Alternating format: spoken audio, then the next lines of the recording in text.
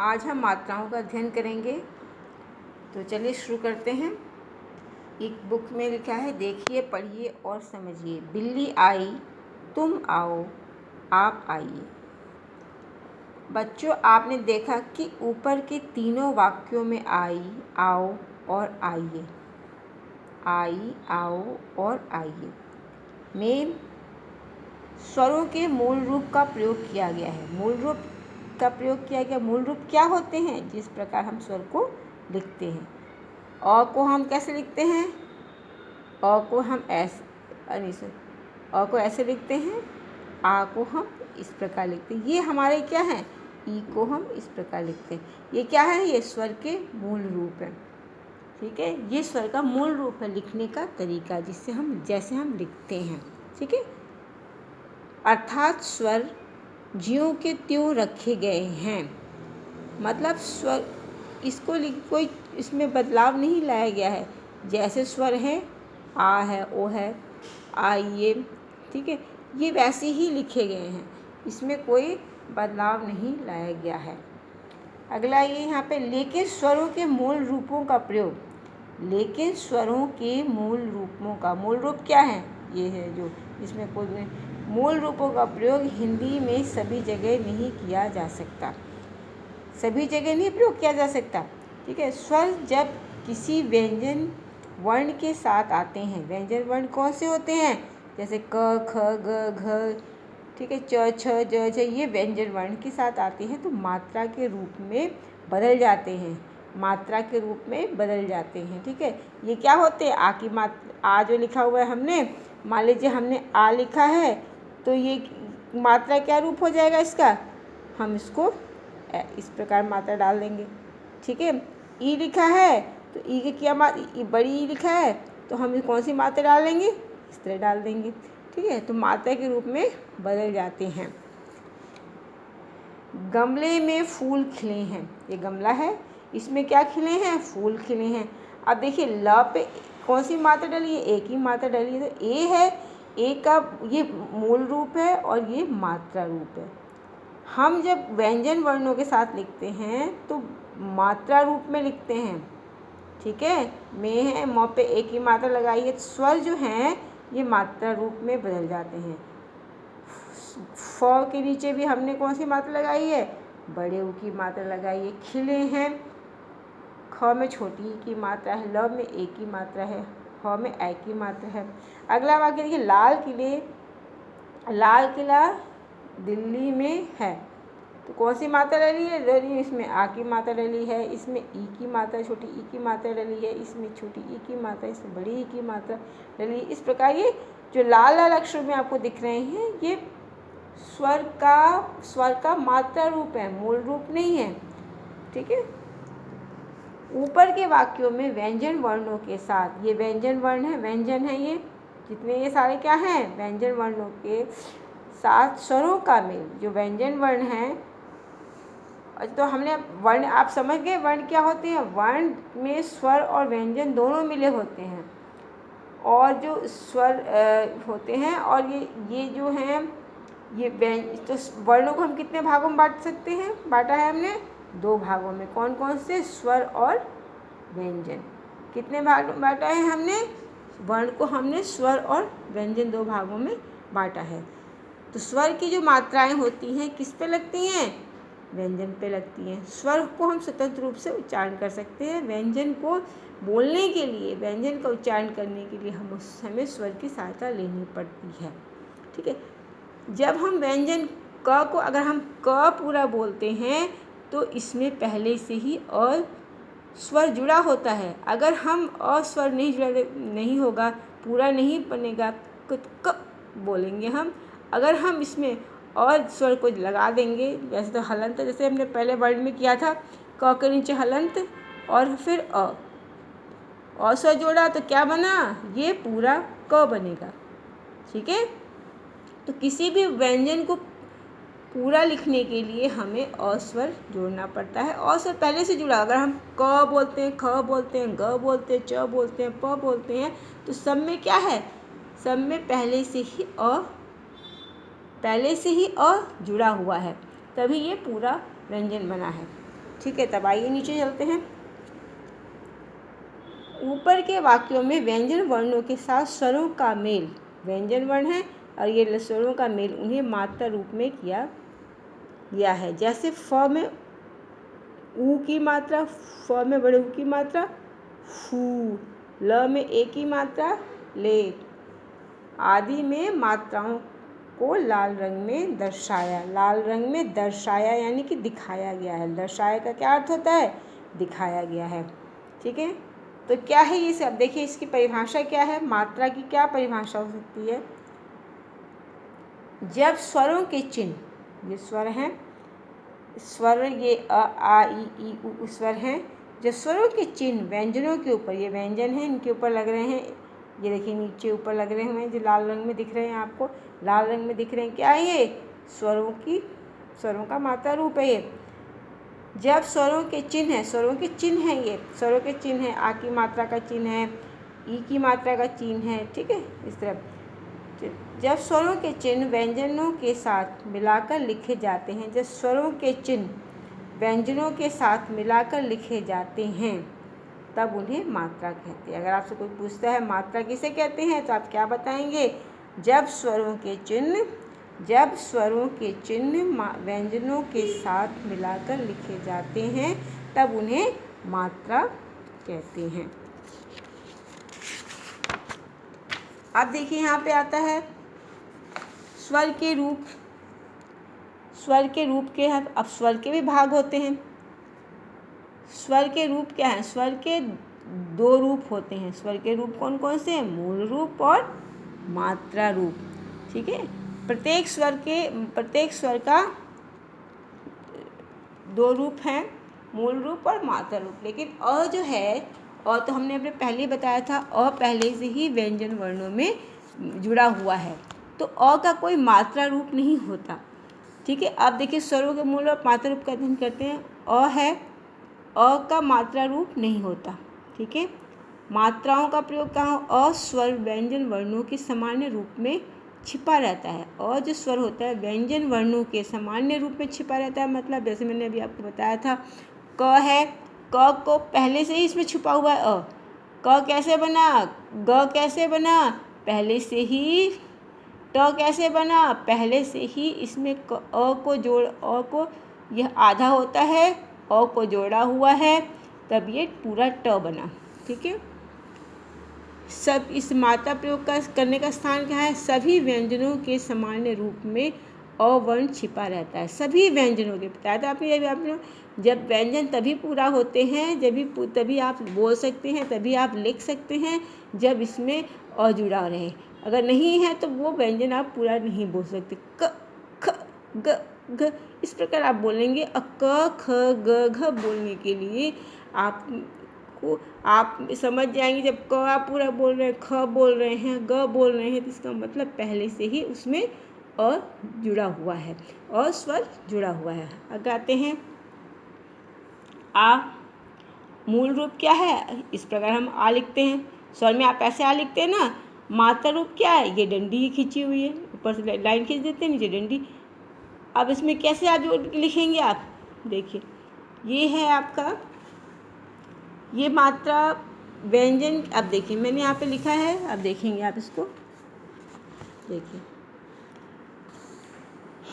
आ का जो है मात्रा रूप क्या है? इस प्रकार हमने लाइन खींची, सीधी लाइन है। अब क है, क में हमने क जमा आ की मात्रा ऐसे लगाई है, जमा म। क में आ की मात्रा लगाएंगे, क्या बन जाएगा? काम। र में आ की मात्रा लगाएंगे, क्या बन जाएगा? राम। ठीक है, उसी प्रकार आप देखेंगे, देखिए र में आत्मन राम हो गया, न में आ की मात्रा नाम हो गया, द में आ की मात्रा म दाम हो गया। मात्रा व्यंजन के दाहिनी ओर लगती है। आप हाथ अपना देखेंगे, हाथ की दाहिनी मतलब सीधी ओर। मात्रा व्यंजन के दाहिनी ओर लगती है। दाहिनी, ये व्यंजन है, इसके दाहिनी, ये दाहिनी तरफ हो गया। दाहिनी यानी कि सीधी हाथ की तरफ। दाहिनी का अर्थ क्या होता है? सीधे हाथ की तरफ, राइट हैंड की तरफ। ठीक है, राइट हैंड जो आप बोलते हैं इंग्लिश में। तो मात्रा यहाँ जो आ की मात्रा होती है कहाँ लगती है? आ की मात्रा कहाँ लगती है? मात्रा व्यंजन के दाहिनी ओर लगती है। ये व्यंजन है और ये मात्रा लगी है वो दाहिनी ओर लगी है। तो कौन कौन सी आगे मात्रा के यहाँ पे शब्द मिल गए आपको? काम है, नाम है, राम है, दाम है। ठीक है, इस प्रकार ये। अब आते हैं हम ई की मात्रा। ई की मात्रा का किस प्रकार है? हम इस तरह लिखते हैं। ई की मात्रा व्यंजन के बाईं ओर, बाईं यानी कि उल्टे हाथ की तरफ लगती है। व्यंजन है, ये व्यंजन है, अब इसके उल्टे बाईं ओर लगी हुई है मात्रा, बाईं ओर यानी कि उल्टे हाथ की तरफ लगी हुई। ठीक है, तो ये बाईं आपकी दिख रहे हैं। तो बाईं पे आप लगाया क पे, यहाँ पे आपने मात्रा लगाया, छोटी ई की मात्रा इधर किया, प्लस जोड़ का निशान है, ल से आ की मात्रा लगा, तो क्या बन गया? खिला। अब आइए फिर एक और शब्द देखते हैं, म में छोटी ई की मात्रा हमने इधर से लगाया, बाईं की ओर की तरफ से लगाया, तो ल पे आ की मात्रा क्या बन गया? मिला। वैसे ही और भी शब्द हैं, देखिए ई की मात्रा है हमने लगाया हुआ है, किला, खिला, मिला, जिला। मात्रा व्यंजन के बाईं ओर लगती है। कहाँ लगती है मात्रा? छोटी ई की मात्रा कहाँ लगती है? व्यंजन ये है, व्यंजन के बाईं ओर लगती है, बाईं यानी कि उल्टे हाथ की तरफ लगती है।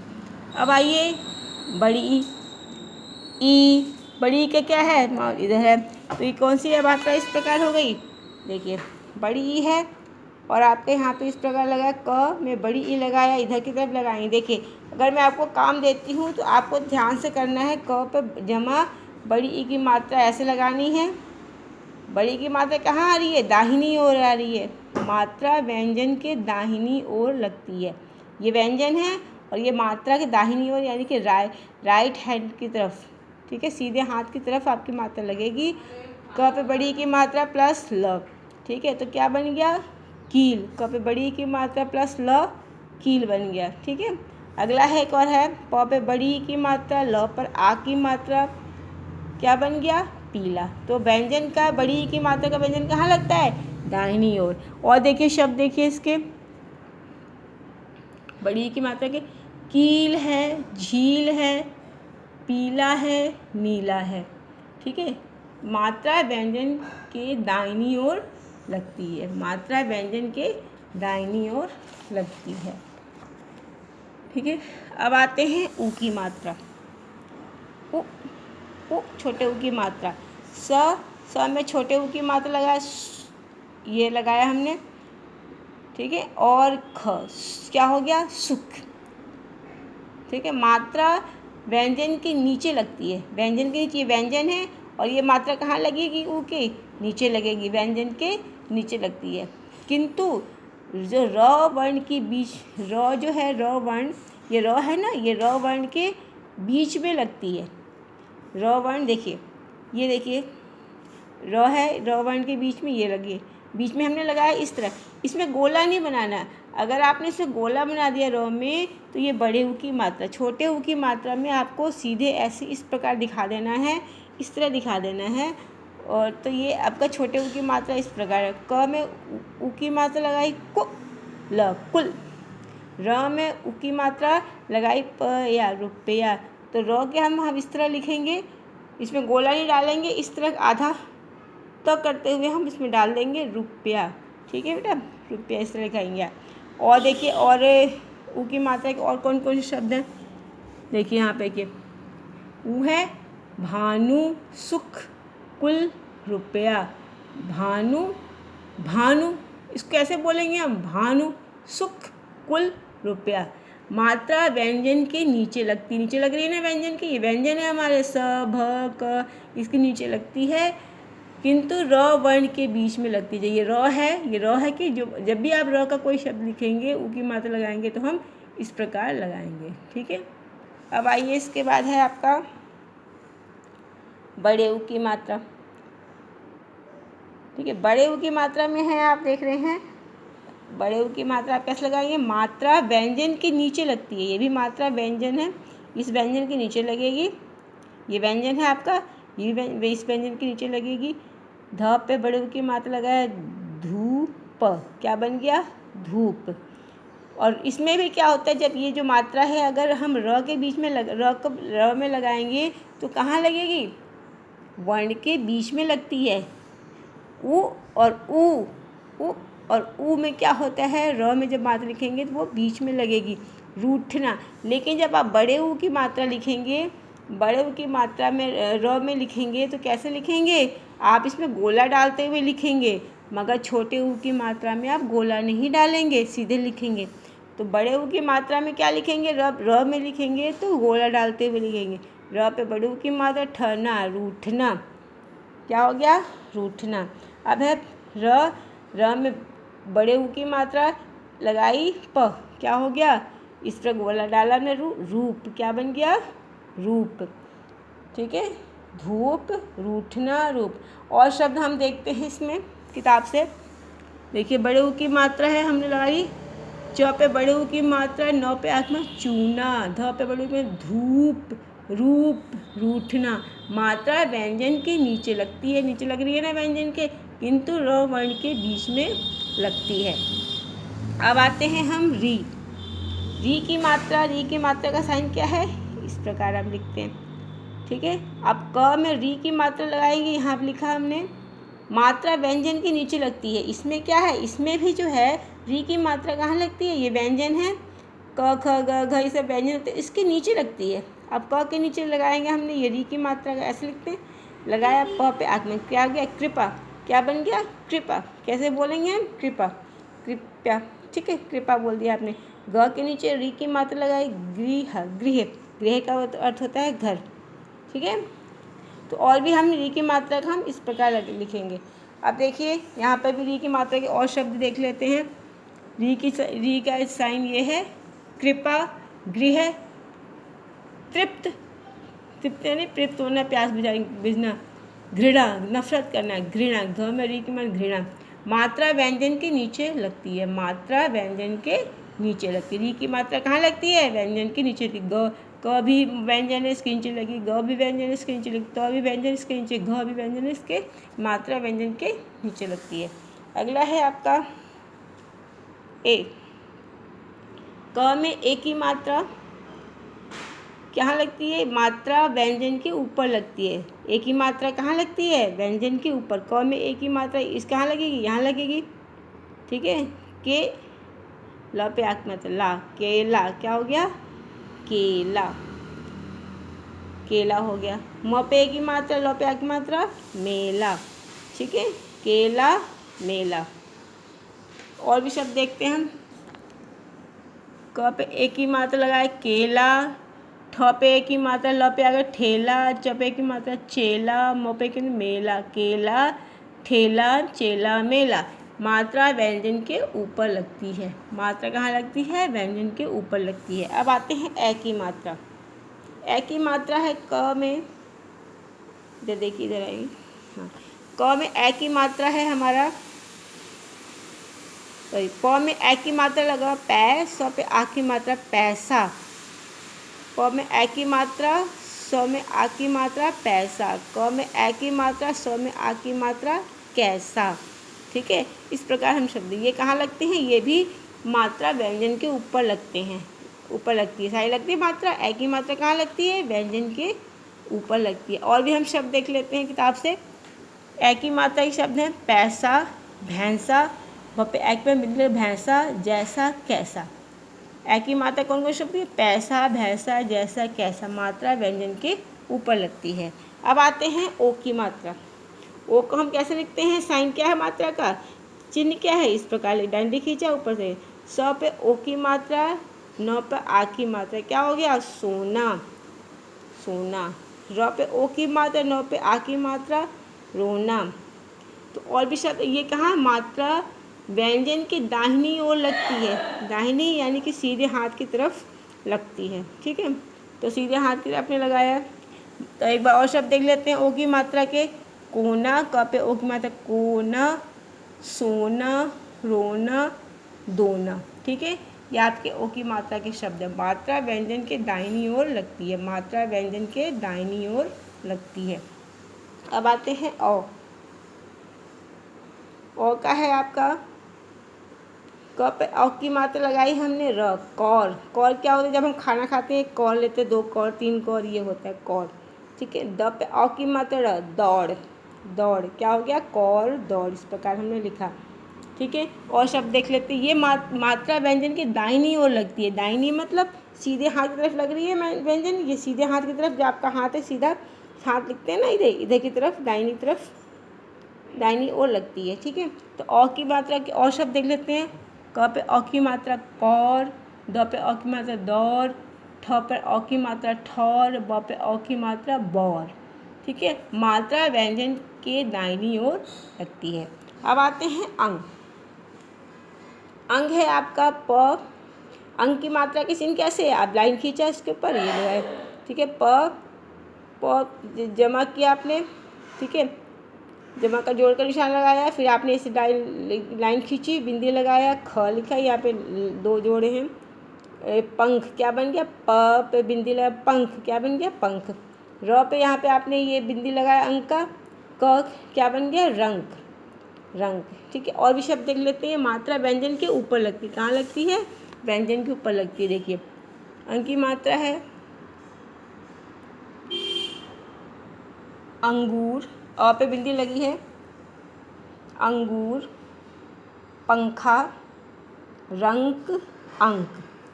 क्या अंक की मात्रा कौन कौन शब्द हो गए, अंगूर, पंखा, रंक, अंक।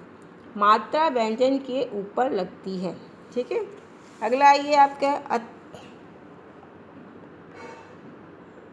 अह जो है आपका, अ इस प्रकार चिन्ह है इसका, अ प्लस त प्लस ये आपका चिन्ह अह की मात्रा लगाई हमने, क्या, अतः, क्या बन गया, अतः। न जमा जोड़कर निशान, म जमा अह, नमः, क्या बन गया, नमः, अतः नमः। और शब्द देख लेते हैं हम बुक से। जिसका चिन्ह हो गया अह का, प्रातः, अतः, प्रातः अंततः, प्रातः अंततः, अतः प्रायः। क्या बन गया, ये कौन कौन से शब्द हैं, प्रातः, अंततः, अतः, प्रायः। मात्रा व्यंजन के दाहिनी ओर लगती है। इसकी मात्रा कहाँ लगती है, दाहिनी ओर लगती है। ठीक है। दाहिनी ओर यानी कि इसके पीछे की तरफ लगती है, दाहिनी ओर लगती है। तो आपने ये देखा इन चीज़ों का, आपने मात्राएं कहाँ कहाँ लगती हैं, और इन सब का आप सही से अध्ययन करेंगे। ठीक है, चलिए।